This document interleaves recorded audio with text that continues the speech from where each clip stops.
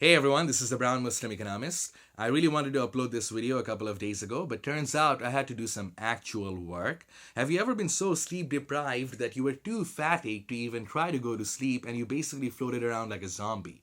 Now imagine that zombie was also deprived of sleep for a couple of days, and that is exactly where I was over the last week.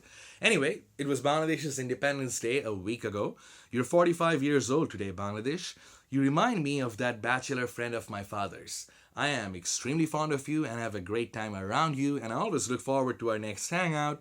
But you can be a bit temperamental at times, and you are prone to a midlife crisis or two. And I think it's high time for you to grow up and lead by example for future generations. You used to be extremely virile in your youth, much like this bachelor friend of my father's, I presume.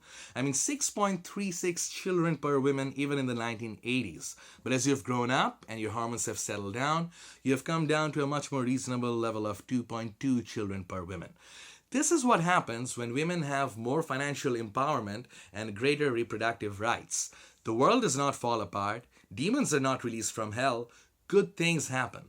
And the fascinating thing is that these good things really began to happen right after 1971, right after our independence.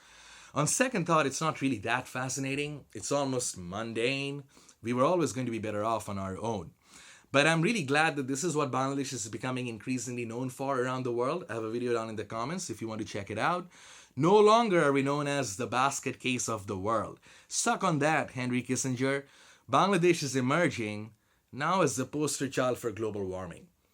Somehow, those negative connotations keep haunting us, my fellow Bangladeshis, even when it's not our fault.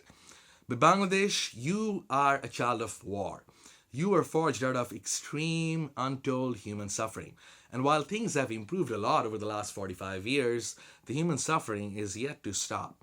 We've all read with shock and outrage about what happened to Shohagi Jahan Tonu, and she is not the only one, is she? And this is not the only fear lurking on the streets, is it? Bloggers are being hacked to death for blogging. Bangladesh, you lost an asset when you lost Abhijit Rai.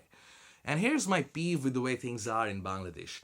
Every time a Tonu comes on and we get to know what happened to a Tonu, those sexist bastards who would blame women for being the victims come out of the woodwork and they get their time of the day, while brave people who might hold different points of views from the majority have to run into hiding.